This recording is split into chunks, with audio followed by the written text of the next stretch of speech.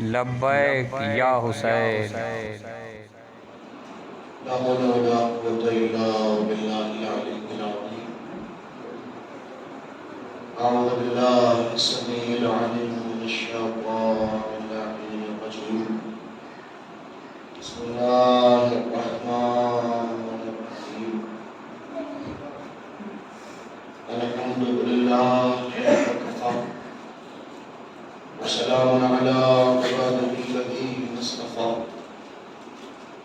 خصوصا على محمد المصطفى وعلي المرتضى وفاطمة الزهراء والحسن المجتبى والحسين الشهيد بكربلاء وآلهم النجباء الذين أظهر الله عنهم الرجس وطهرهم تطهيرا.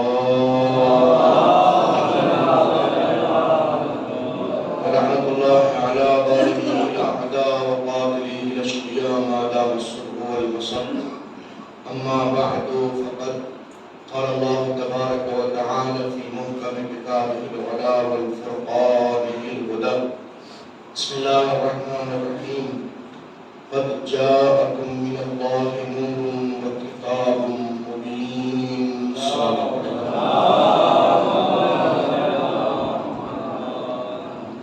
خدا کے قدوس کا ارشاد گرامی،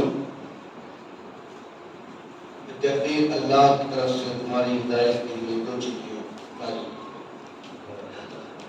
ایک نور اللہ کی طرف سے ہدایت کے لیے آیا اور ایک کتاب مبین. دونوں چیزیں اللہ نے ہدایت کی رکھی ہیں، لہذا کوئی ایک لمحے کے لیے بھی تصور نہیں کر سکتا کہ دونوں میں سے کوئی ایک چیز ہمارے لیے کافی ہو سکتی ہے. ہاں یہ ضرور ہے کہ اگر کوئی کتاب کا عالم ہو اور کتاب کو مکمل طور پر جانتا تو کتاب اس کو کہیں نہ کہیں ہدایت سے قریب کر ضرور. یہ اور بات ثابت ہونے کے باوجود وضاحت کے ساتھ نہ کہہ سکے مگر اشارہ ضرور کرتے. یہ قرآن کا مزاج ہے، یہ قرآن کا اسلوب اور انداز ہے. جو انسان بھی قرآن سے ہدایت یافتہ ہونا چاہتا ہے اسے ضرورت ہے کہ وہ قرآن کے ساتھ ساتھ اس نور کو بھی رکھے جو نور اللہ نے اس کتاب کے ساتھ میں نازل کیا. اور تو اللہ کی کتاب کی بات ہے، ہم کسی عام کتاب کی بھی اگر بات کریں تو ایک انسان کتاب کو بغیر نور کے نہیں پڑھ سکتا.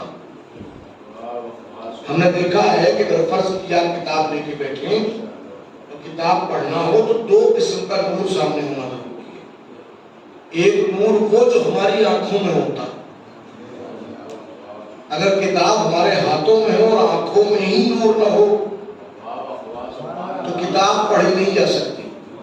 تو کتاب کو پڑھنے کے لیے آنکھوں کا نور ضروری ہے، اور اگر آنکھوں میں بھی نور ہے تو ہمارے خارج میں بھی نور کا ہونا ضروری ہے.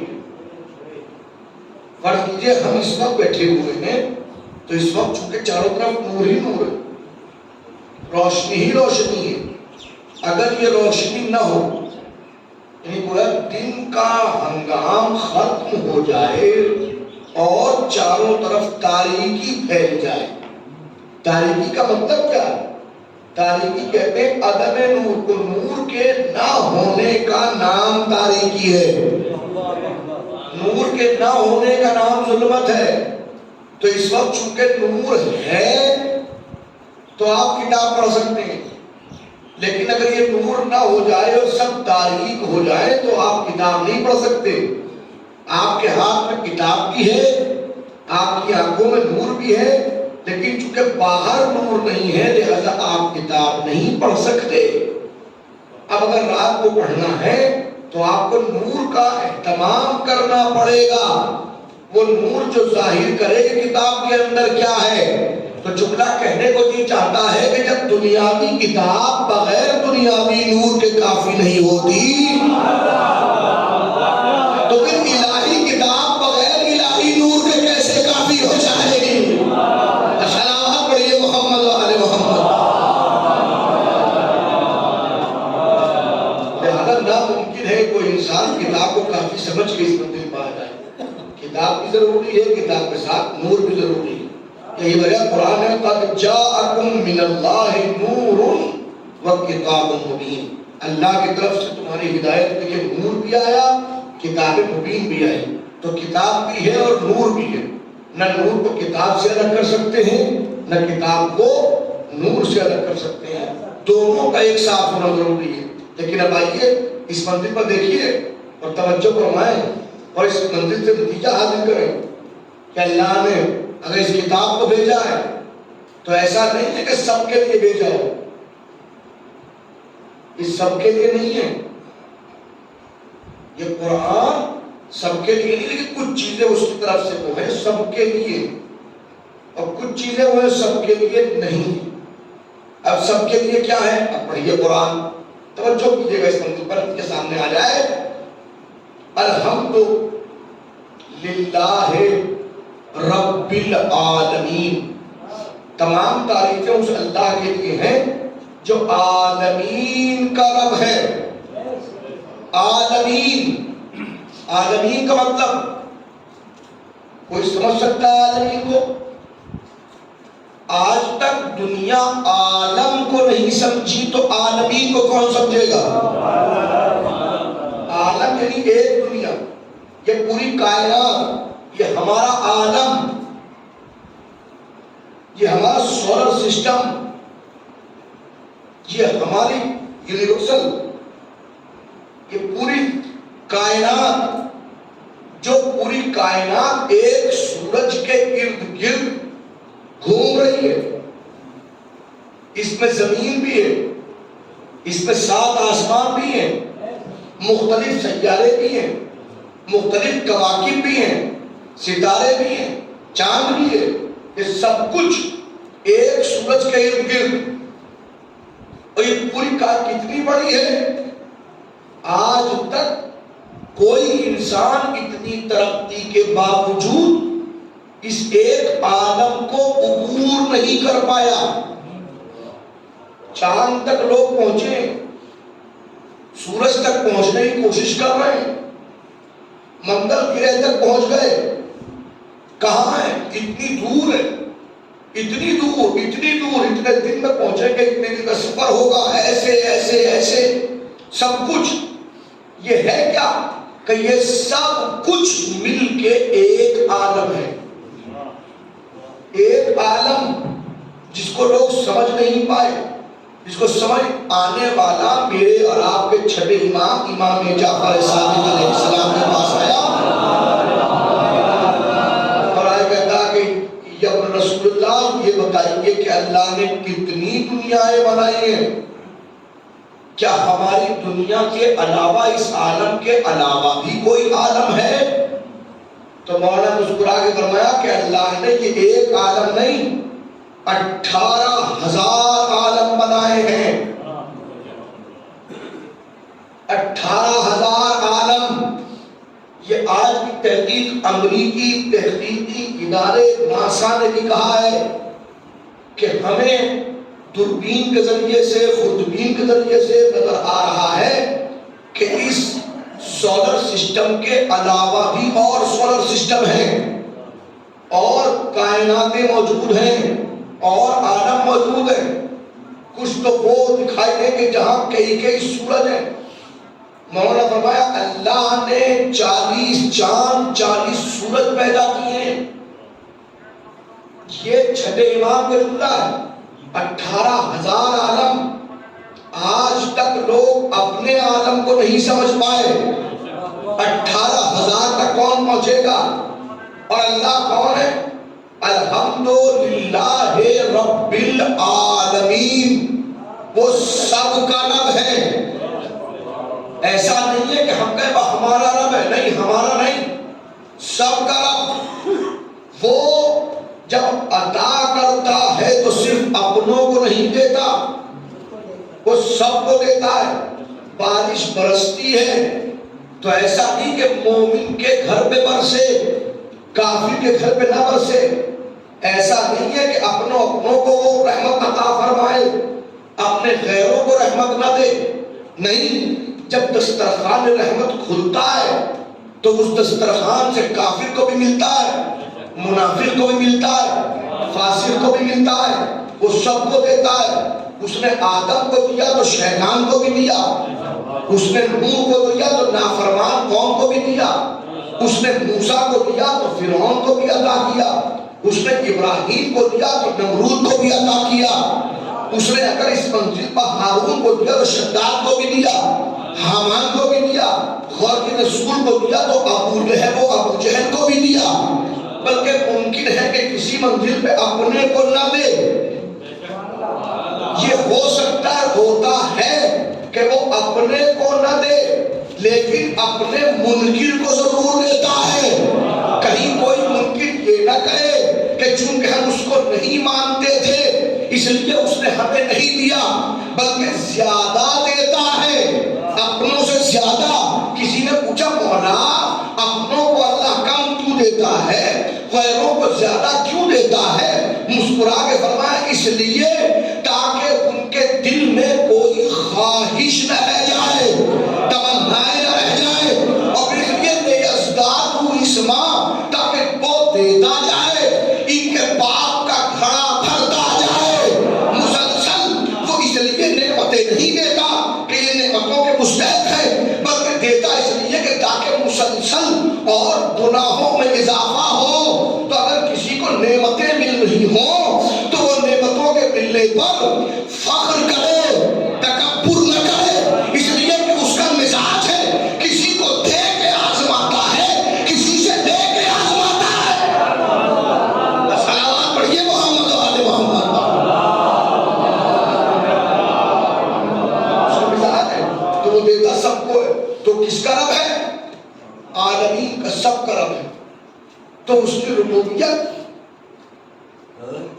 اس کی ربوبیت، جناب نوح نے اس کی بارگاہ میں ہاتھوں کو بلند کر کے کہا پروردگار سب کو ڈبو دے، پروردگار سب کو فنا کر دے۔ دعا ہو گئی قبول۔ جب دعا قبول ہو گئی تو ایک مرتبہ طوفان شروع ہوا۔ ایک تنور سے سب سے پہلے تنور سے پانی شروع ہوا، اور اس کے بعد اللہ نے پوری کائنات کو حکم دے دیا، زمین سے بھی ابلا، سمندروں نے اٹھا دیا، آسمان سے برس گیا، پوری کائنات ڈوب گئی۔ بچے کون؟ بچے وہ جو نوح کے سفینے میں موجود تھے، جو نوح کے ساتھ کشتی میں موجود تھے۔ مسئلہ ہو گیا ختم، کشتی پار لگ گئی، پانی اتر گیا، کشتی والے اتر گئے۔ اب نوح ایک کام بھی کرتے ہیں۔ کون سا کام؟ برتن بناتے ہیں، مٹی کے برتن بناتے ہیں، اور وہ تمام لوگوں کو بیچتے ہیں۔ ظاہر ہے کہ ضرورت کی چیز ہے، بکتی بھی ہے۔ مٹی کے برتن بنائے، آگ لگا کے پکایا، سب کو بیچنا شروع کر دیا۔ ایک دن اللہ نے جبرائیل کو بھیج دیا۔ جبرائیل انسانی شکل میں آیا، آنے کے بعد اس نے نوح سے برتن خریدے، اور خریدنے کے بعد ایک مرتبہ ایک برتن کو پھوڑا، دوسرے برتن کو پھوڑا، تیسرے برتن کو پھوڑا، چوتھے برتن کو۔ نوح کے سامنے نوح کے برتنوں کو پھوڑنا شروع کر دیا۔ نوح نے کھڑے ہو کے کہا کہ بھائی یہ کیا کام کر رہے ہو، ان برتنوں کو کیوں پھوڑ رہے ہو؟ کہ بھائی یہ اب آپ کے تو نہیں رہے، آپ کے تھے، آپ کے تھے، میں نے آپ سے خرید لیے، میں نے اس کی قیمت آپ کو دے دی، اب یہ میرے ہو گئے، میں ان کو رکھوں یا پھوڑوں؟ آپ سے کیا مطلب؟ میرے ہیں، میں پھوڑ رہا ہوں۔ تو ایک بتا نوح نے کہا بھائی میرے سامنے مت پھوڑو، تمہیں پھوڑنا ہے اپنے گھر جا کے پھوڑو، کہیں اور لے جا کے پھوڑو، میری نظروں کے سامنے مت پھوڑو۔ کہا کیوں؟ کہ اس لیے کہ میں نے ان کو بنایا ہے۔ اللہ ملاحظہ کیجیے گا کہ چونکہ میں نے ان کو بنایا ہے، میں نے بڑی محنت سے بنایا ہے، بڑی مشقت سے بنایا ہے، میں نے بہت زیادہ ٹائم لگا کے بنایا ہے، اچھے سے اچھا بنایا ہے، لہذا چونکہ میں نے بنایا ہے، میں خالق ہوں، لہذا میرے سامنے ان کو نہ توڑو، ان کو برباد نہ کرو۔ اب اللہ کے حکم سے جبرائیل نے کہا نوح اپنے بنائے ہوئے 4 برتن اگر کوئی تمہارے سامنے توڑے تو اتنا احساس اس وقت نہیں سوچا تھا جب پوری کائنات کو بددعا کر کے ڈبویا تھا۔ اور دیکھا یہی سے عظمت محمد و آل محمد بھی معلوم ہوتی ہے۔ غور کیجیے گا وہ اس کی عطا کے مظہر ہے، اس کی صفات کے مظہر ہے۔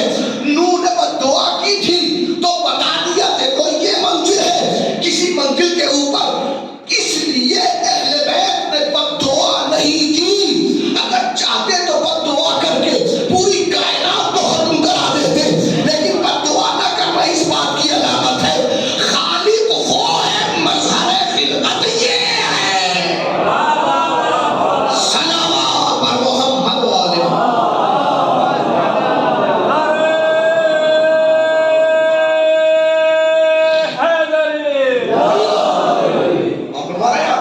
خالق وہ ہے، مظہر خلقت یہ۔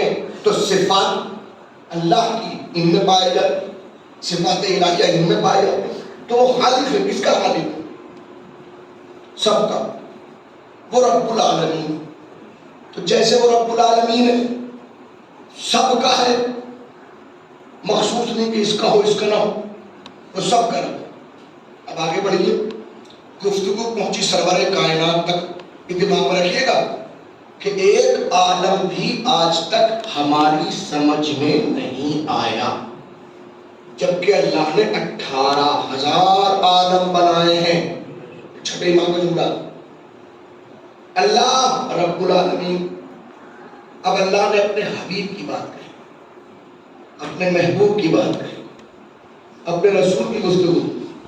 قرآن کہہ رہا ہے وَمَا أَرْسَلْنَاكَ إِلَّا رَحْمَةً لِلْعَالَمِينَ۔ رسول ہم نے آپ کو عالمین کے لیے رحمت بنا کے بھیجا، جیسے وہ رب العالمین ہے ویسے ہی میرا محمد رحمت للعالمین۔ غور کیجیے گا، بالکل ویسے ہی۔ کیوں؟ اس لیے کہ اس نے محمد کو مسلمانوں کے لیے نہیں بھیجا۔ قرآن کی آیت کو پڑھنے کے بعد مسلمان اپنے سینے کو چوڑا کر کے پیش نہ کرے کہ یہ ہمارے نبی ہیں۔ محمد آپ کے نبی نہیں، سرور کائنات حضور اکرم آپ کے نبی نہیں ہیں۔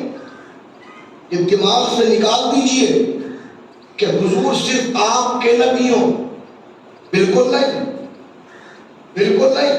کس کے نبی ہیں؟ کس کے لیے رحمت ہے؟ کہ جہاں جہاں تک اس کی ربوبیت ہے وہاں وہاں تک میرے نبی کی رحمت، بغیر کسی فرق کے۔ جو لفظ اس نے اپنے لیے یوز کیا وہی لفظ اس نے حضور کے لیے استعمال کیا۔ الحمدللہ رب العالمین، تمام تعریفیں اس اللہ کے لیے ہے جو عالمین کا رب ہے۔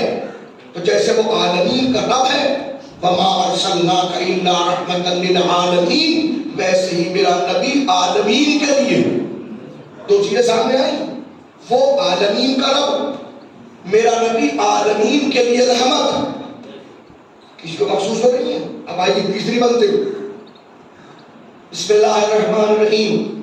ان اول بیت وضع للناس للذی ببکۃ مبارکا وہدی للعالمین، سب سے پہلا گھر جو روئے زمین پر بنایا گیا وہ بکے کی سرزمین پر ہے۔ کیسا ہے وہ؟ مبارکن، وہ مبارک ہے، وہدی ہدایت ہے، کس کے لیے؟ للعالمین، مسلمانوں کے لیے۔ خانہ کعبہ کس کا ہے؟ مسلمانوں کا ہے، دماغ سے نکال دیجئے۔ مومنوں کا ہے، دماغ سے نکال دیجئے. کس کے لیے؟ جیسے وہ رب العالمین میرا نبی رحمت للعالمین، ویسے ہی یہ ہدی للعالمین. ایک عالم کے لیے نہیں، ایک دنیا کے لیے نہیں، سب کے لیے. کس کس کے لیے میں کچھ کہہ نہیں سکتا. تو وہ رب العالمین حضور رحمت للعالمین خانہ خدا ہدی للعالمین سب کے لیے. لیکن وہ اب کہہ رہا ہے، ابھی جملہ پڑھیے گا قرآن کی آیت چمریے گفتگو کا عنوان قد جاءکم من اللہ نور و کتاب مبین. تو یہ کتاب کس کے لیے آئی ہے؟ یہ کتاب کس کے لیے آئی ہے؟ جیسے وہ رب العالمین نے سب کا نام ہے، کیا کتاب بھی سب کے لیے؟ جیسے نبی سب کے نبی ہیں، کیا کتاب بھی سب کے لیے؟ جیسے کعبہ سب کے لیے ہے، ویسے کیا کتاب بھی سب کے لیے؟ نہیں. قرآن آگے بڑھ کے کہتا الف لام میم ذالک الکتاب لا ریب فیہ. الف لام میم یہ وہ کتاب ہے جس میں کسی قسم کا کوئی شک و شبہ نہیں ہے. کیسی کتاب؟ ہدی للمتقین. یہ عالمین کے لیے نہیں ہے، یہ متقین کے لیے ہے. ہر کسی کے لیے، متقین کے لیے. تصور کیجئے، سوچئے، فکر کیجئے. اللہ رب العالمین، نبی رحمت للعالمین، کعبہ ہدی للعالمین. لیکن قرآن ہدی للناس بھی نہیں ہے، ہدی للمتقین، متقین کے لیے. تو اے پروردگار تم نے ایسی کتاب بھیجی ہے جو متقین کے لیے ہے، تو پھر متقی ہے کون؟ متقی کسے کہتے ہیں؟ متقی کی تعریف کیا ہے؟ متقی کی ڈیفینیشن کیا ہے؟ کون ہے متقی؟ کہ جو نماز پڑھے وہ متقی، جو روزہ رکھے وہ متقی، جو حج کرے وہ متقی، جو زکوٰۃ دے وہ متقی، جو جہاد کرے وہ متقی، جو امر بالمعروف کرے وہ متقی، جو نہی عن المنکر کرے وہ متقی. غور کیجیے گا کہ تمام جملے. جو قرآن کی تلاوت کرے وہ متقی، جو قرآن کو حفظ کرے وہ متقی. تو متقی کی صفات ہے. مگر معاف کیجیے گا، قرآن کو پڑھنے کے بعد جب ہم ان تمام عبادتوں پر عمل کرنے والے انسان کے نام کو پڑھتے ہیں تو کہیں نماز پڑھنے والے کو متقی نہیں کہا گیا. یہ اور بات کہ متقی ضرور نماز پڑھتا ہے، لیکن نماز پڑھنے والا متقی نہیں ہے. نماز پڑھنے والے کو مصلی کہا جاتا ہے. روزہ رکھنے والا متقی نہیں ہے، روزے رکھنے والے کو صائم کہا جاتا ہے. حج کرنے والا متقی نہیں ہے، حج کرنے والے کو حاجی کہا جاتا ہے. زکوٰۃ دینے والا متقی نہیں ہے، زکوٰۃ دینے والے کو مزکی کہا جاتا ہے. جہاد کرنے والا متقی نہیں ہے، جہاد کرنے والے کو مجاہد کہا جاتا ہے. امر معروف کرنے والا متقی نہیں ہے، اسے عامر کہا جاتا ہے. نہی عن المنکر کرنے والا متقی نہیں ہے، اسے ناہی کہا جاتا ہے. تلاوت قرآن کرنے والا متقی نہیں ہے، اسے قاری کہا جاتا ہے. حفاظت کرنے والا متقی نہیں ہے، اسے حافظ کہا جاتا ہے. تو پھر متقی ہے کون؟ خندق کا میدان رسول نے کہا یا علی حبوں کا تقویٰ والایمان. علی کی محبت کا نام تقویٰ ہے.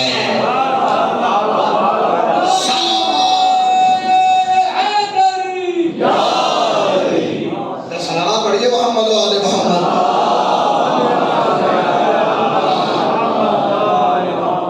علی کی محبت کا نام. دیکھیے اب اگر یہاں تک ذہن آ گیا، علیکم السلام ورحمۃ اللہ، صلوات پڑھیے محمد و آل محمد. اگر ذہن یہاں تک آ گیا تو پھر سمجھیے اللہ کس کا رب ہے؟ کالمین کا. نبی کس کے لیے رحمت ہے؟ کالمین کے لیے. قرآن کس کے لیے؟ کالمین کے لیے نہیں، متقین کے لیے. یہ جملے کو ہے. قرآن کس کے لیے ہدایت؟ کا متقین کے لیے ہدایت ہے، جن کے پاس تقویٰ. اب متقی وہ جن کے پاس میں علی کی محبت ہے، یقیناً یہ بات درست ہے. صلوات پڑھیے محمد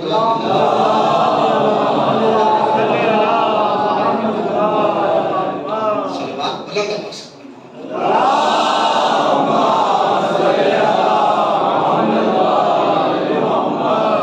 معاف فرمائیے گا، میں عام کامن بات کہہ رہا ہوں، تخصصاً آپ کے لیے نہیں، خصوصیت سے آپ کے لیے نہیں، ایک عام بات ہے، عام بات۔ اس وقت معاشرے میں سب سے بڑی بیماری جو پھیلی ہوئی ہے، اس بیماری کا نام ہے نفاق۔ معاشرے اور سماج میں پھیلی ہوئی سب سے بری اور بڑی بیماری کا نام ہے نفاق۔ نفاق، دل میں کچھ سامنے کچھ، یہ ایک عام بیماری ہے، سب جگہ، اور وہ سب جگہ ہے تو اس سب جگہ کی بیماری کا علاج بھی سب کو معلوم ہونا چاہیے۔ حضور سرور کائنات نے ارشاد فرمایا ہے،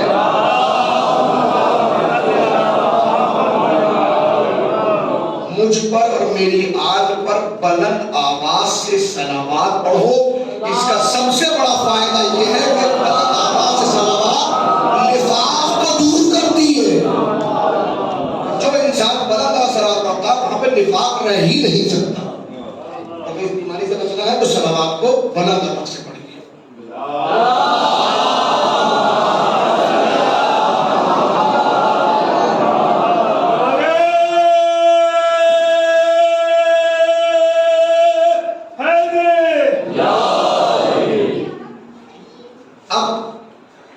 کہہ دیا آپ نے، ہم نے مان لیا، لیکن معاف کیجیے گا آپ نے تو حدیث ہی پڑھی ہے۔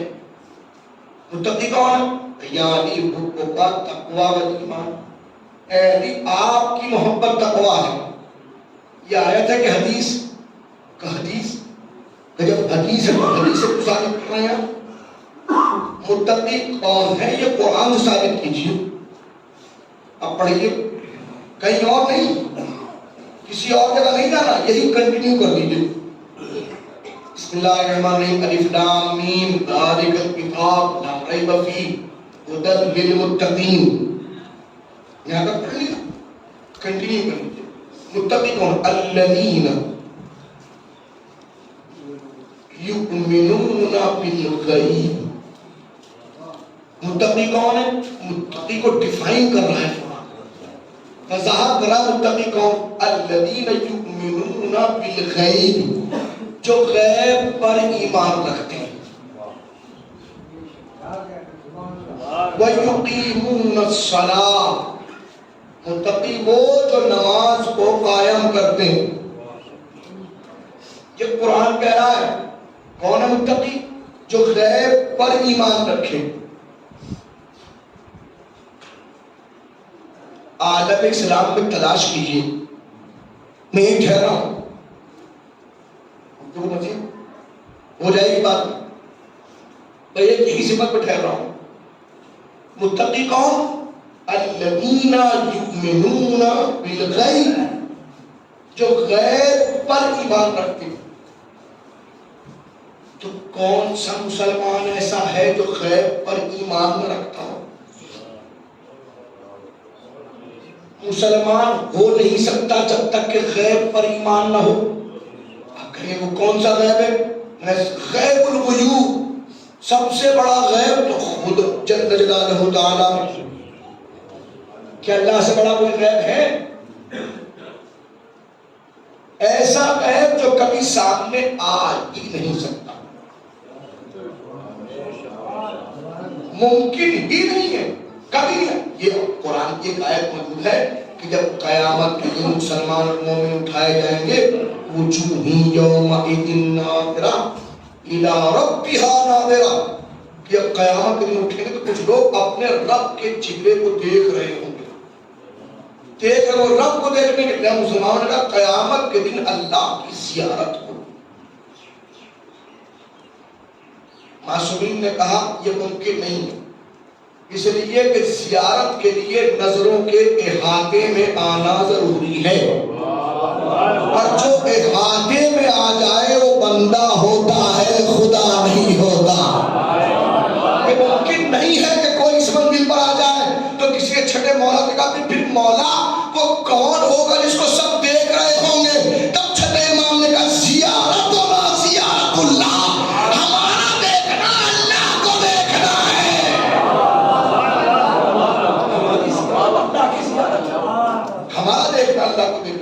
آخرت کسے دیکھیں گے؟ کون دے گا؟ تو سب سے بڑا غیب اللہ. تو جب اللہ سب سے بڑا غیب ہے اور ہم سب مسلمان، کتنے مسلمان ہیں؟ اشہد اللہ الہ الا اللہ کہتے ہیں کہ نہیں؟ لا الہ الا اللہ کہتے ہیں کہ نہیں؟ ظاہر ہے یہ نہ کہیں تو مسلمان نہ رہیں. مسلمان ہیں ہی اسی لیے کہ ہم لا الہ الا اللہ کہتے ہیں. تو اللہ پہ یقین ہے نا، ایمان ہے. تو جب ایمان ہے تو ہم غیب پہ ایمان رکھتے ہیں، ہم ہو گئے متقی.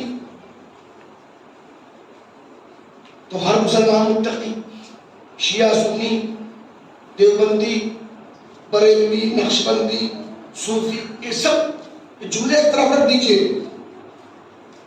یہ تمام مذاہب کے الفاظ ایک طرف رکھیے، کوئی شیعہ سنی کچھ نہیں. اللہ پہ ایمان ہے، ہاں ہے.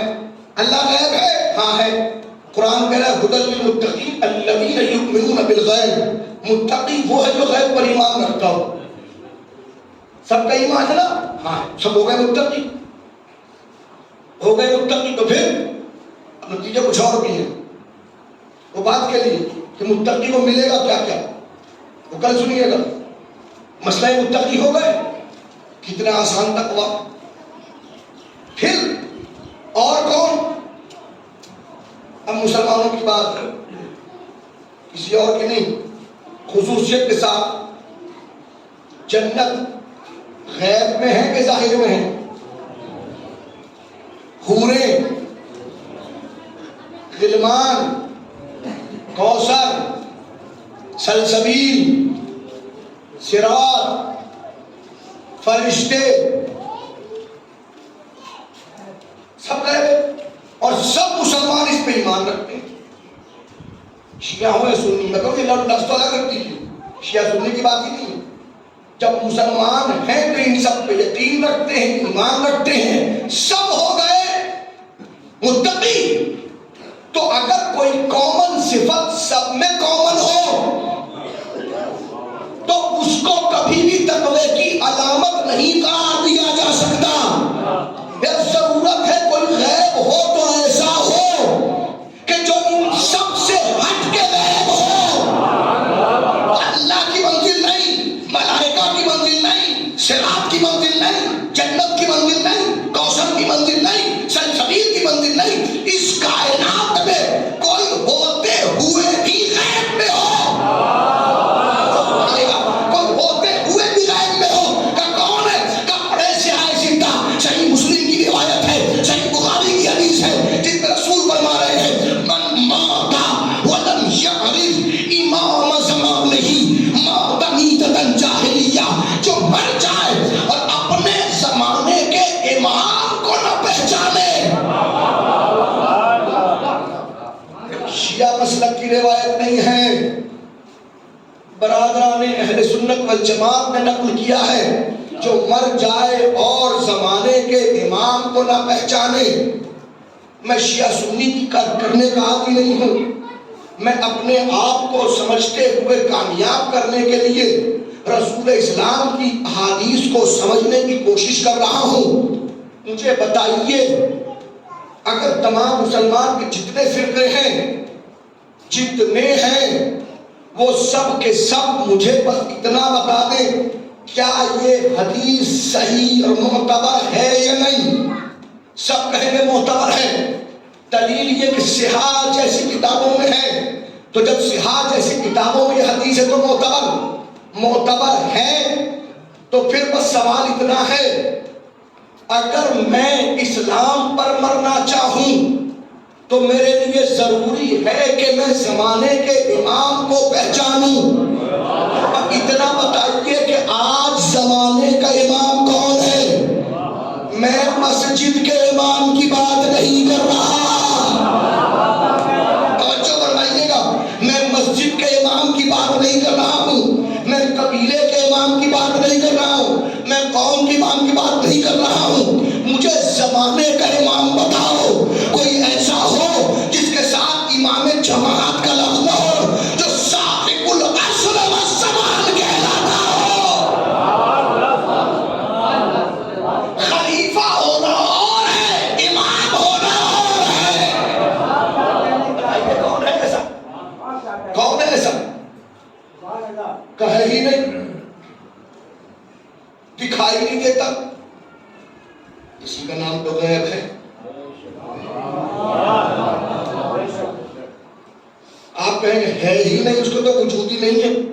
وجود کی تو معاف کیجیے گا، اگر ان کو نہیں مانیں گے تو رسول جھوٹے ہو جائیں گے۔ کیسے؟ کہ رسول نے کہا من مات ولم یعرف امام زمانہ ماتمیتۃ جاہلیہ، جو مر جائے اور زمانے کے امام کو نہ پہچانے اس کی موت جاہلیت کی موت ہے۔ آپ اور ہم شامل ہیں اس حدیث میں، ہیں قیامت تک کا ہر مسلمان شامل ہے۔ تو پھر ہم پہ واجب کی طرح پوچھے وہ امام کون ہے؟ تو جب رسول نے کہا تو ہوگا ضرور۔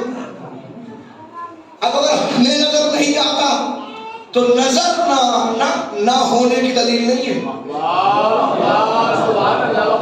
نظر نہ آنا نہ ہونے کی دلیل نہیں ہے، لیکن بہت ساری چیزیں ہیں جو آپ کو نظر نہیں آتی۔ کیا وہ سب جو نظر نہ آئے وہ نہیں ہے؟ غیب کسی کا نام تو ہے، اور متقی کون ہے؟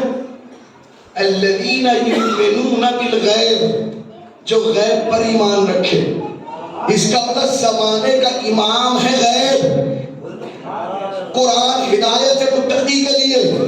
متقی وہ جو غیب پر ایمان رکھے، یعنی جو زمانے کے امام کے وجود پر ایمان رکھے۔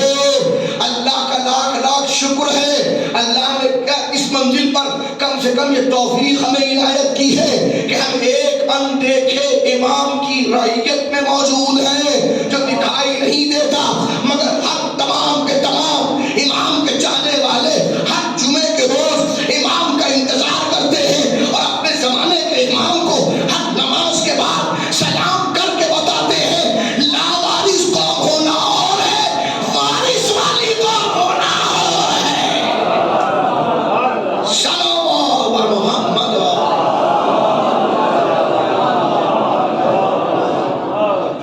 تو ہدایت کی دو چیزیں، بس بیٹھ کے میرے گفتگو کو دو چیزیں، ایک نور آیا، ایک کتاب مبین۔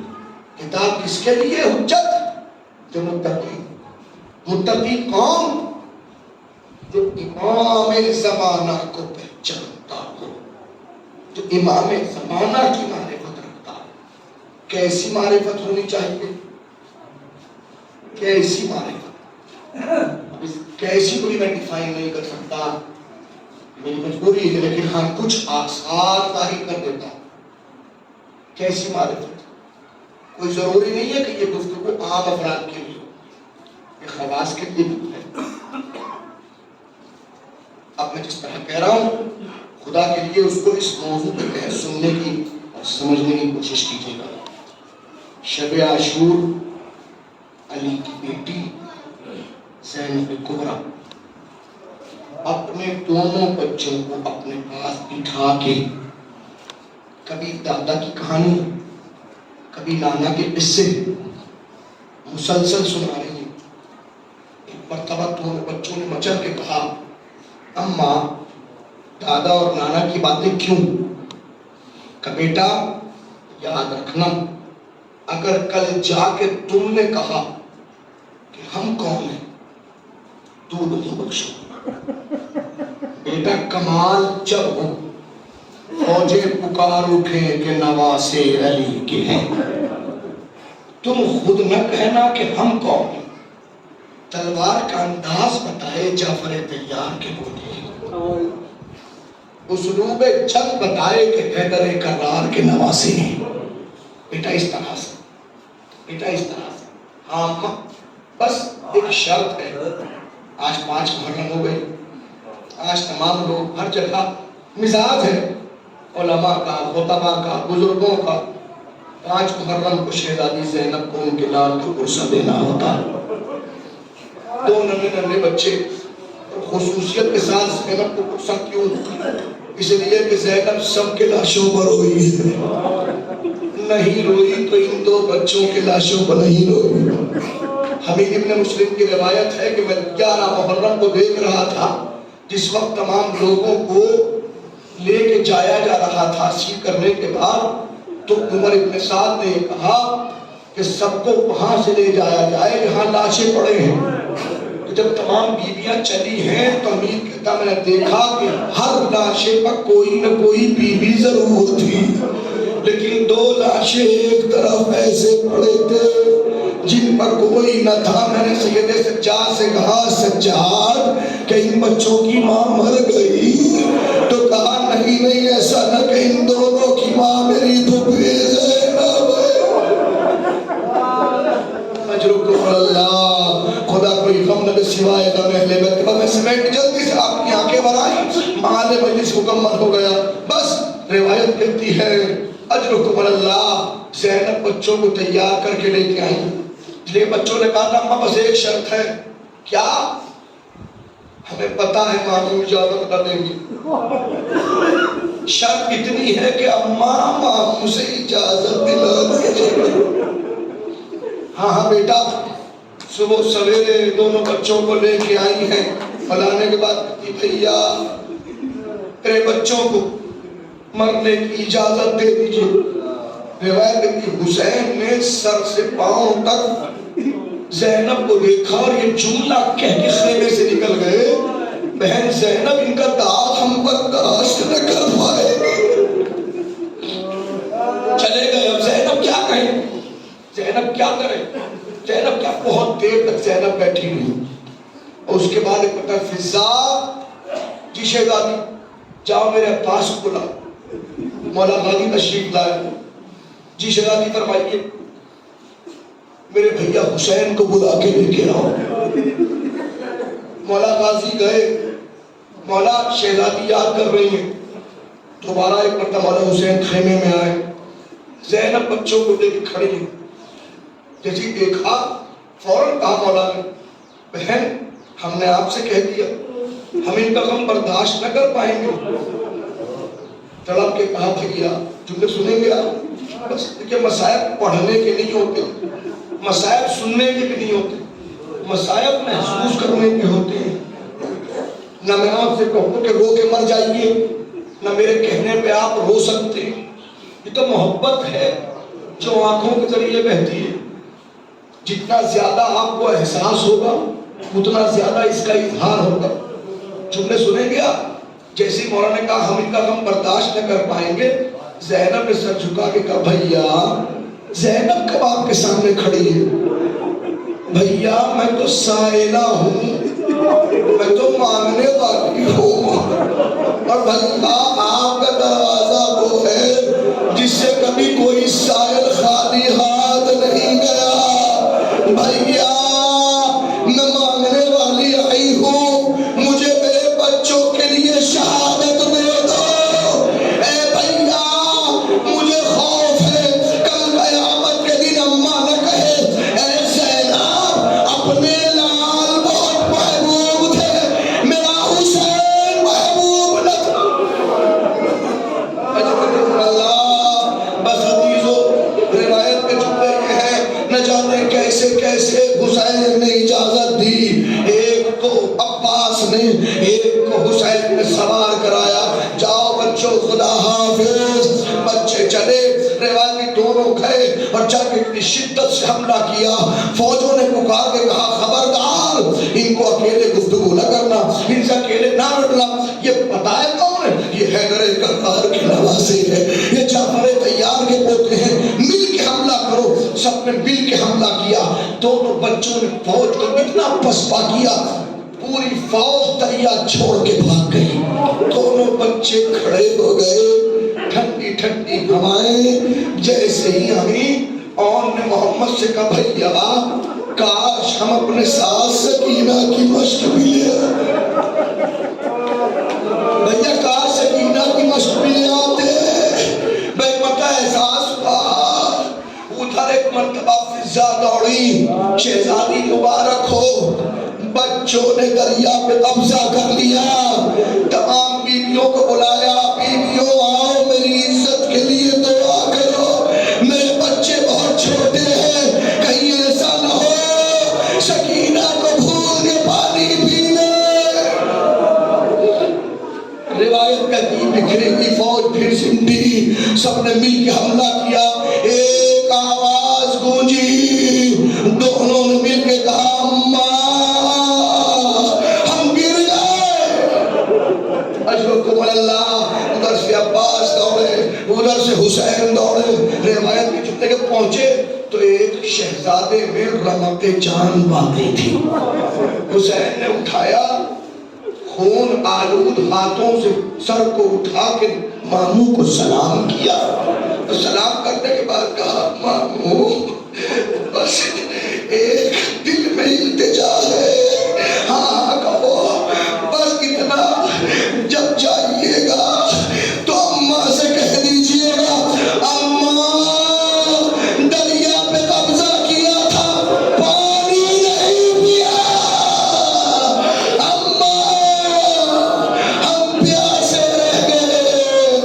ایک مرتبہ دونوں کی لاش لے کے ایک مرتبہ حسین آئے، عباس آئے، باجے والوں کی صدا زیر قنات آتی ہے، زینب کہہ رہی ہے باجے والوں کی صدا زیر قنات آتی ہے، کیسے لاشیں میرے بچوں کی برات آتی ہے، آؤ بیویوں میرا صدقہ قبول ہو گیا۔